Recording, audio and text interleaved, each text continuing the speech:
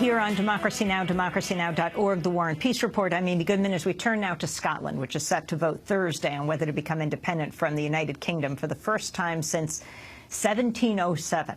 The question on the ballot will ask simply, should Scotland be an independent country? Polls show the referendum is too close to call, with a large number of voters still undecided. With just days of campaigning left this week, a stream of British politicians have visited Scotland urging a no vote. In a final plea on Monday, British Prime Minister David Cameron warned voters in a speech in Aberdeen that separation would be a painful divorce. It's my duty to be clear about the likely consequences of a yes vote. Independence would not be a trial separation, it would be a painful divorce. So this is our message to the people of Scotland. We want you to stay. Head, heart and soul, we want you to stay. Please don't mix up the temporary and the permanent. Please don't think, I'm frustrated with politics right now, so I'll walk out the door and never come back. If you don't like me, I won't be here forever. If you don't like this government, it won't last forever. But if you leave the United Kingdom, that will be forever.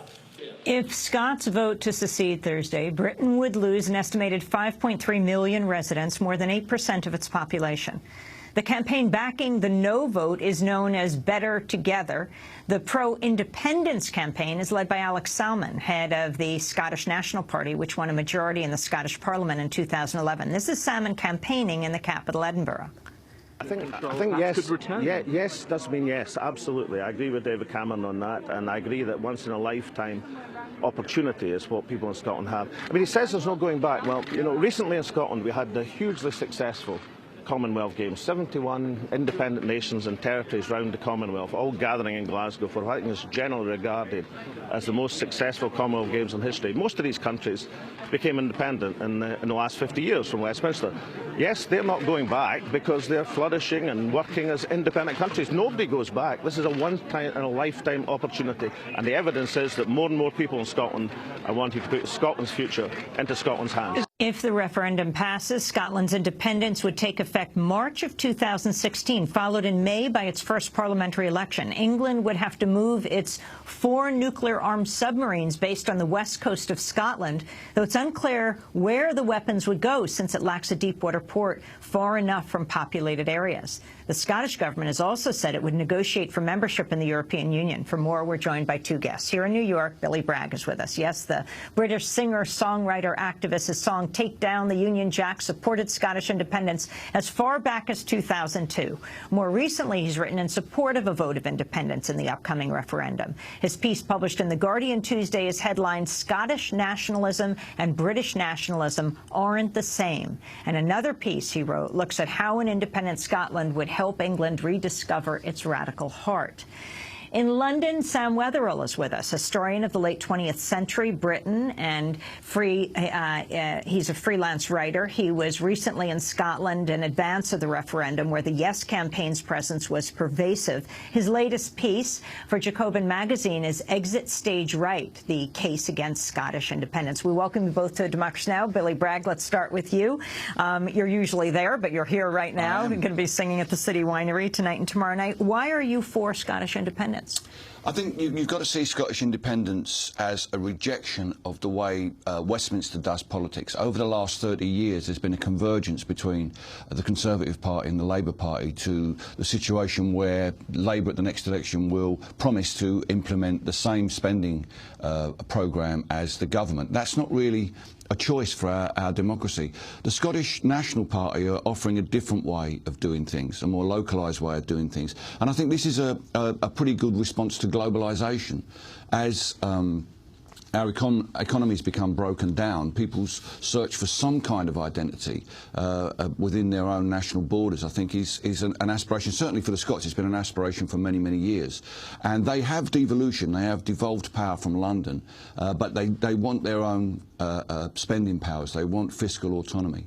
And this could have been an option The Scots wanted a third option, which people refer to as devolution max. It really means fiscal autonomy. The government refused to allow them and made them make this binary choice of in or out, and are surprised that people are looking, well, it could be very, very close anyway. Sam Wetherell, why are you opposed to this vote tomorrow, to Scottish independence? Well, I think that there's increasingly a sense that independence is the automatic position of people who are progressive or people who are on the left-wing side of a political spectrum. I occupy that position myself, and I am very much against independence for many reasons that I think are very progressive and left-wing in themselves.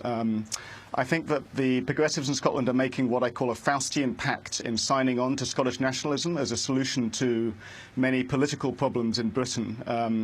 On the one hand, they have hitched their star to a nationalist movement which often carries a lot of the uncomfortable baggage that nationalism has. But perhaps more importantly, and this is something that's not discussed as much in these debates, Scotland will become the world's newest petro-state, but basically Scotland's future political economy, if it goes independent, will depend on taxing or large oil companies who are drilling in the North Sea. A lot of that money now goes to London. Alex Salmond claims that 91% of it will be used in Scotland and will be able to do things like kind of shore up Scotland's welfare state.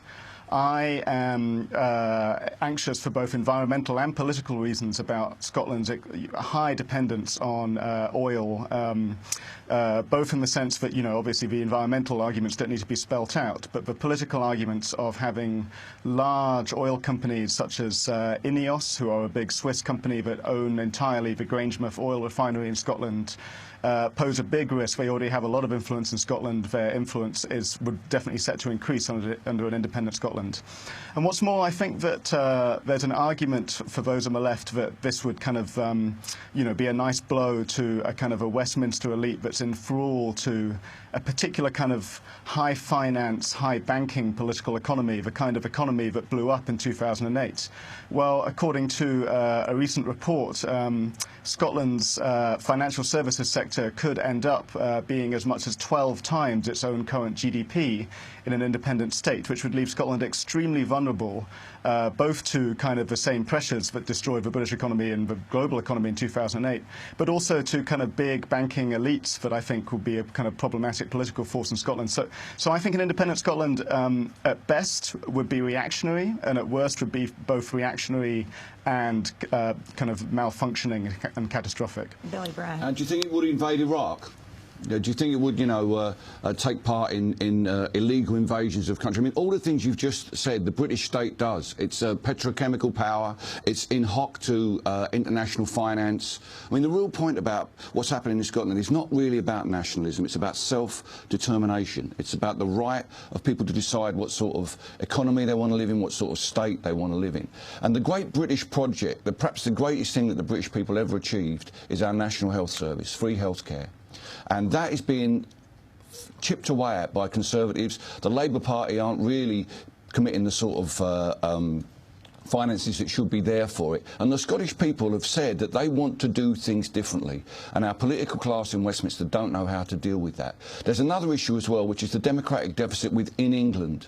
In the devolution settlement that gave the right to the Scots to vote for their own parliament, England got nothing.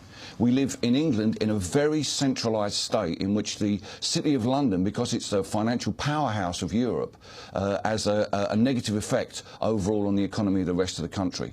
If in the settlement that comes after Tuesday, because it seems that whatever the status quo is, it's not going to be on the table, there will be a post-devolution settlement if the Scots vote no, then the English really need to declare their self-determination as well. And you can't just dismiss these people as nationalists. You know, 97% of the Scottish electorate have registered to vote. Can you imagine that sort of turnout in the United States of America? I mean, we don't get it for our elections. The last election in the UK was 65%. I mean, people are taking control of their future. And I think in a globalised world where high finance, as we've already mentioned, high finance does have too much power, this is a real evidence of people power. And our political class, based on focus groups and lobbying groups, don't know how to deal with it. We're going to come back to this discussion, but we have to break first. Our guests are Billy Bragg, here in studio in New York, and historian historian Sam Wetherell. His piece in Jacobin magazine, Exit Stage Race, the case against Scottish independence. Stay with us.